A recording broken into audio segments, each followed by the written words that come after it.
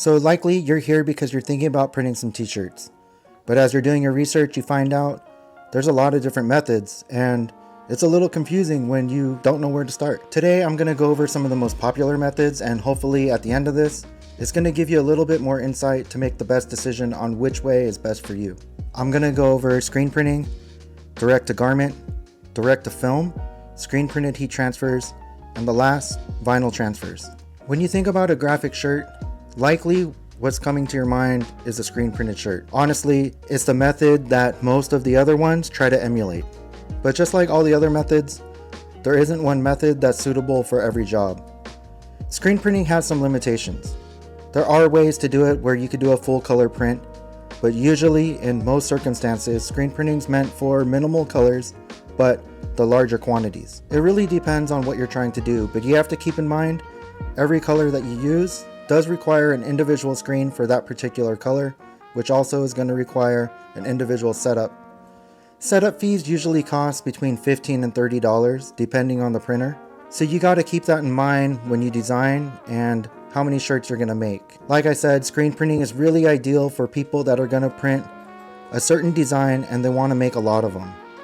Screen printing will probably be the most economical choice, will be the most durable, and will give you the most options on how to achieve your shirt the way you want to. And if you're like me, you probably have the idea, well, what if I screen print by myself? Won't that lower my costs?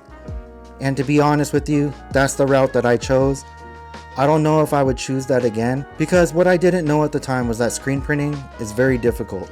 It's honestly an art form, not only to just put your design onto the screen, but the actual application of printing. The actual knowledge it requires to do multiple color prints, for them to all come out well. And if you're doing something that you're trying to print shirts to offer to retail, you need something that's going to be pretty solid. For me, I messed up probably close to about 200 shirts in the process, just trying to figure out how to print. I was trying to figure out how to print white ink on a black shirt. Probably one of the hardest things to do. And for me, when I was doing that, my first shirt looked like stucco. It looked really disgusting, really thick, just completely wrong. I messed up a lot of shirts in the process. The one thing that I do advise you is that if there's ever a chance for you to screen print or to go to a class to try to understand, I really suggest that you do that, because in the process of learning how to screen print, you're going to understand the limitations of the art form. You're going to understand the limitations of where to print, how big you can print, things like that. And you'll have a better understanding of what you're paying for when you actually go and get your shirt printed. So if quantity is not an issue and limited colors isn't a problem, I really suggest looking into screen printing. Next is direct to garment. Direct to garment has been fairly new. It's a method where it looks very digital. If you could imagine, instead of making a stencil like screen printing, what it does is actually prints out onto your t-shirt. If you could imagine like a home printer, instead of paper, this is a printer specially made to print t-shirts, and it's printing on the t-shirt directly rather than like a piece of paper that your home printer uses. Some of the limitations of DTG are the cost. It's rather expensive. I've seen people charge anywhere from $7 all the way to $30. It really depends on the quantity. And it's also not a process that's really designed for large quantities. It takes a little time to print each one. It's not very ideal for large orders. I think that there is a purpose for it. If you ever see shirts currently that are popular are like these vintage tees with really large prints. They have a lot of colors, like let's say there's like flames and smoke and things that look very digital, almost like a Photoshop image onto a t-shirt. That's probably ideal for DTG, because DTG directly prints whatever's going to be on the screen is going to come out on the shirt. I've heard some people say that the colors are a little bit off from their screen and it's a little bit more muted than they would like. It's not as vibrant. But I think the technology is always changing. I'm sure if you find a printer that's able to do it with a very expensive machine, quality inks, probably the outcome is pretty nice. So if you're someone that's looking for a small quantity for a sample, or maybe just a really small run, maybe DTG is the way to go for you. The third method is direct to film. Direct to film also is fairly new. I feel like direct to garment was making moves, and then all of a sudden direct to film came. And direct to film is kind of similar in a way where instead of printing onto the shirt, printers are able to print on a specialty film where the ink is on there, and then they put some adhesion powder, and once it's cured, you're able to use it as somewhat like an iron-on, but using a professional heat press. The good thing about it is you don't mess up any shirts along the way. All you have are these films. The other thing about it is direct to film usually is a little more economical.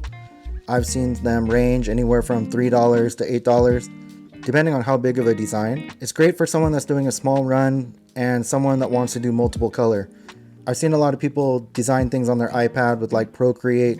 It's got a lot of blending. It's got a lot of things like that. It's a great method to choose for that because, again, it's a digital method. The problem that I see with direct to film is a lot of times when you lay the film on a shirt, the shirt could no longer breathe. It has a very distinct look. It looks very digital. It almost has a plasticky feel, almost like a sticker applied to the shirt, at least for the ones that I've seen. I'm sure there's technology where it's changing and it's a little bit better, but the ones that I've seen look a little too clean, look a little too plasticky, but again, it's very thin. It just has a certain look where it's a little too perfect. The other thing with direct to film is I don't like the breathability of it. If you go to direct to film, I really suggest using a graphic designer that can lay out the art appropriately so the ink is only used where it's necessary, so that way you don't have something like a giant sticker laying on your shirt, but something that people would want to wear. Again, one of the great pros of direct to film and direct to garment is you're not printing a bunch of shirts all at one time. You can print as many designs as you want. With screen printing, what happens is if you have one design and you want to print it, you're going to have to make 12 of them, 24, 36. You're basically making multiples like a full production run. That's not ideal for most people. I know a lot of people that are starting out, they have a design that they think is going to work, and then once they make it, they find out people didn't really want it. So now they have a garage full of t-shirts already printed, and you're going to be giving those out for Christmas for the next 25 years.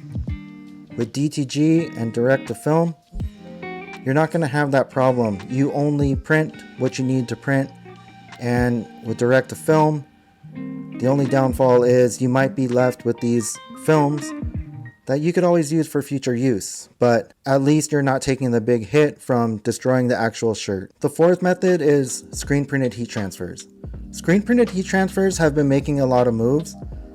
I think it's a great method. It's where they screen print onto film. A lot like direct to film, but instead of using a printer, they're actually screen printing ink onto it. They put adhesion powder as well.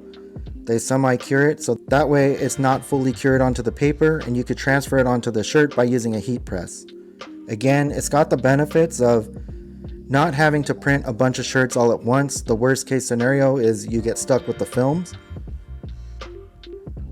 But the problems that I've seen with screen printed heat transfers is there's a lot of different companies doing it, and not all of them are the same quality. I've seen some that are very rubbery. I've seen some that look almost like a sticker. I've seen some that look really thick. I've seen some that crack, some that peel. I think it really depends on how reputable the manufacturer is, the person actually doing the screen printed heat transfers, what materials they're using, and it's going to be a little bit of a gamble. You're going to have to try to experiment and see how it works out for you. Again, just like all methods, I really think a graphic designer is very useful for the screen printed heat transfers. You don't want anything too small, or you don't want anything too intricate, because again, you're relying on that adhesion powder to hold onto the shirt.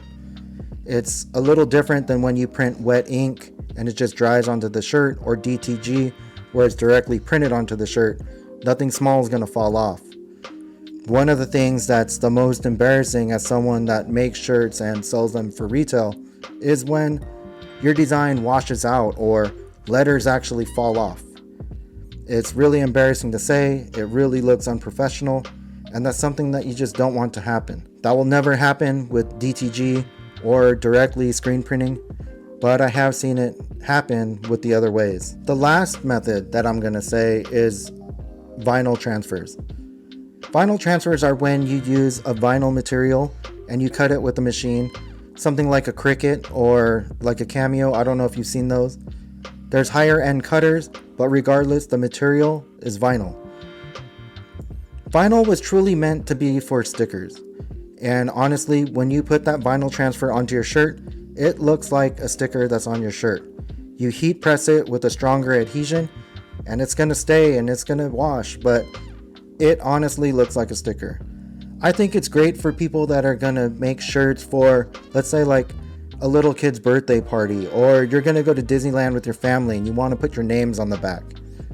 There's definitely a time and a place for vinyl transfers, but usually in a retail world, vinyl transfers are not the way to go. Hopefully this has been helpful. Again, for myself, I choose to use screen printing because I can rely on it. I'm very accustomed to it. I like the variability of having all the different inks. I like how it feels when you touch it. I like the quality, the dependability, and honestly, for me, I choose screen printing for my business because it's what I'm most comfortable with. It's the way that I design appropriately for the shirts. You can print on most materials, cotton, polyester, nylon. It all depends on what kind of specialty inks you're going to use. In my mind, it's honestly the most universal method of all the ones I listed. Do I think DTG, DTF, vinyl, screen print transfers do have a place? Yes, they definitely do. But I do think that if you do choose that method, try to find someone that's very respectable, someone that has the machines to do it. So for you people that are thinking about doing stuff at home, screen printing at home, I think it is possible, but it's a big task to take on. DTG is not something that I would suggest doing at home because the machines alone, some of them cost up to like $50,000. I don't think it's worth the investment to purchase that. I think you should just leave that to the professionals. As far as direct to film, screen printed heat transfers, I would also suggest getting the films done by a professional, but it's something that you can do at home.